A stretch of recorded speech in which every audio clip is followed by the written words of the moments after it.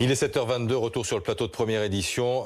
J'allais dire, on ne se lasse pas de cette image. Oui, de cette image, de cette tornade survenue donc hier, après de Pontarlier, dans le Haut-Doubs, dans une commune qui s'appelle Verrières-de-Joux. Voilà, une tornade qui a emporté non seulement les arbres avoisinants avant d'arriver sur ce bâtiment agricole, de soulever le toit et de le détruire. Ce sont des images qui nous rappellent, Adeline, celles qu'on voit régulièrement à cette époque de l'année aux États-Unis. Oui, dans l'Oklahoma. Regardez, ce sont les mêmes images. Alors peut-être avec une autre intensité encore, ces images de tornades qui balayent régulièrement le centre des États-Unis. Noémie Alioua, vous êtes aux Verrières-de-Joux, donc dans le Haut-Doubs. On est près de Pontarlier. Vous êtes aux côtés du maire de la commune. Est-ce qu'on se remet de ce qui s'est passé hier ? Écoutez, on va lui poser la question.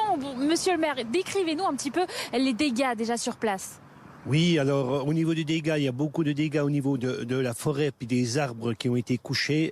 On a un gros souci avec les lignes téléphoniques aussi. Et puis au niveau de l'électricité, donc le dégât de la maison. Le toit qui s'est envolé de la ferme.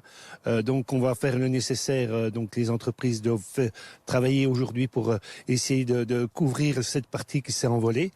Et avec le recul, on dit qu'on a eu de la chance parce que c'était à l'heure de la sortie des écoles primaires du village. Les mamans étaient là avec les enfants et on a de la chance qu'à éviter le village parce que au jour d'aujourd'hui, on ne sait pas ce qu'on aurait pu découvrir comme dégâts au niveau. On n'a aucun blessé sur le village, donc il n'y a pas de blessés autrement. Au niveau des bêtes, pareil, elles n'ont pas été touchées non plus. Donc dans notre malheur, on a de la chance, voilà.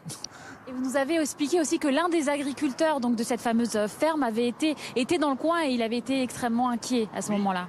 Oui, donc le Gaëc Beaujanier, donc un des agriculteurs était à une centaine de mètres donc, en train de barrer et il a eu la peur de sa vie parce qu'il a vu retomber les panneaux donc du toit qui s'est désagrégé, donc il a vu retomber ça pas très loin d'où il était, donc il se demandait ce qui arrivait et il a eu un bruit terrible, donc c'est pour ça qu'il a eu de la chance.